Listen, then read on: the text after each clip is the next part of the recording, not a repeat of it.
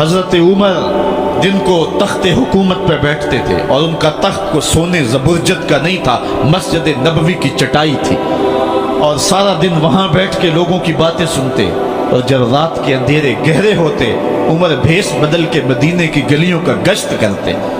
کہا تمہارے گھر سے دھواں نکل رہا ہے اور بچے رو رہے ہیں، ان کو کھانا کیوں نہیں دیتی؟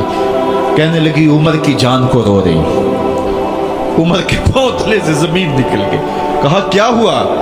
کہا 3 دن سے ہمارے ہاں کھانے کے لیے کچھ نہیں ہے، روزانہ بچے روتے ہیں اور میں ہنڈیا کے اندر پتھر ڈال کر کے نیچے سے آگ ڈالتی رہتی ہوں کہ بچے انتظار کر کر کے سو جائیں گے، کم وقت سو بھی نہیں رہے، اور وہ پتھر پکیں گے بھی کیا، اور میں عمر کی جان کو رو رہی ہوں۔ حضرت عمر کا کلیجہ دہلنے لگا، فوراً پلٹے، واپس بیت المال میں آئے، گھی کا ایک کنستر لیا، آٹے کی بوری لی، مرچ مسالہ جات بہت کچھ اٹھایا، اپنے کندھے پہ رکھا، بوری اپنی کمر پہ لا دی۔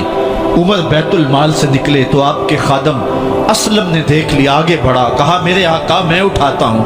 عمر کی آنکھوں میں آنسو ہے۔ کہا اسلم قیامت کے دن میرا بوجھ اٹھا لو گے؟ کہا قیامت کے دن تو اپنا اپنا بوجھ اٹھانا پڑے گا۔ کہا عمر کو آج اپنا ہی اٹھانے دو۔ حضرت عمر وہ گھی کا کنستر اور وہ آٹے کی بوری سر پہ اٹھائے ہیں اور اس خاتون کے گھر جاتے ہیں اور دستک دیتے ہیں۔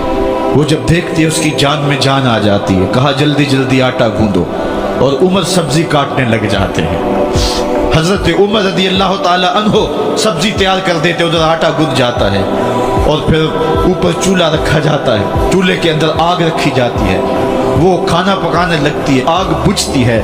تاریخ نے لکھا ہے آگ بجھنے لگتی ہے، عمر جھک کر کے پھونکے مارتا ہے، عمر جھک جھک کے پھونکے مارتا ہے۔ کھانا پک گیا اور بچوں کے سامنے کھانا رکھ دیا، بچے کھا رہے ہیں۔ اب بچے رو رو کے نڈال ہو چکے تھے۔ حضرت عمر اپنے ہاتھوں کو اور اپنے گھٹنوں کو اور اپنے پاؤں کو زمین پہ لگا کے، جس طرح بکری کا بچہ چلتا ہے، ویڑے کے اندر کبھی ادھر چلتے ہیں کبھی ادھر چلتے ہیں، تاکہ بچے مجھے دیکھ کے خوش ہوں اور دل میں کہتے عمر جتنا رلایا ہے اب اتنا ہنسانا بھی پڑے گا۔ تو کبھی عمر امیر المومنین، یہ میں کسی آج کے جو ہے وہ لوگوں کے ووٹوں پہ منتخب ہونے والے حکمران کی کہانی نہیں سنا رہا، میں اس عمر کی کہانی سنا رہا ہوں جو 23 لاکھ مربع میل کا حکمران ہے، آدھی دنیا کا بادشاہ ہے۔ حضرت عمر جو ہے جس طرح بکری کا بچہ چلتا ہے، اس طرح اپنے ہاتھ اور اپنے گھٹنے زمین پہ ٹیک کر کے جو ہے وہ اس طرح چلتے ہیں۔ بچے عمر کو دیکھ کے مسکراتے ہیں۔ جب بچے مسکرانے لگے تو حضرت عمر نے اس خاتون سے کہا بڑھیا عمر کو معاف کر دے۔ اس نے کہا تو اتنی ہمدردی کیوں کرتا ہے؟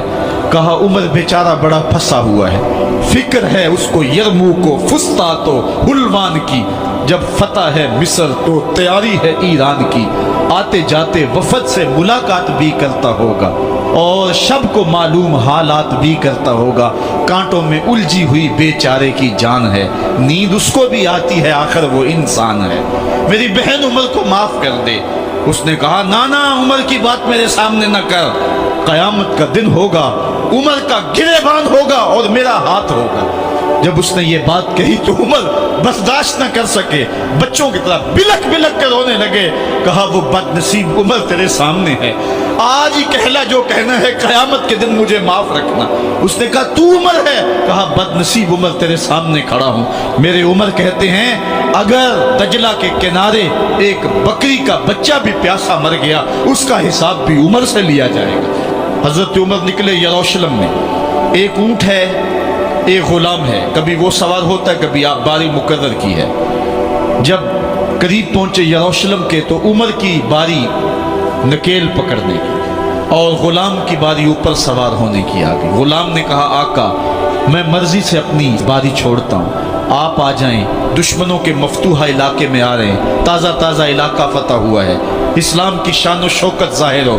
عمر نے کہا اسلام کی شان و شوکت ایسے ظاہر نہیں ہوتی ہے، اپنی باری پہ تم بیٹھو گے، اپنی باری پہ میں بیٹھوں گا۔ لوگ منتظر کھڑے ہیں، دور سے جب دیکھا کہا اس کی ہیبت سے کانپتے تھے ہم، یہ تو کوئی حبشی لگتا ہے، رنگ کالا ہے، ہونٹ موٹے ہیں، اس سے تو زیادہ حسین اس کا غلام ہے جو آگے آگے چل رہا ہے۔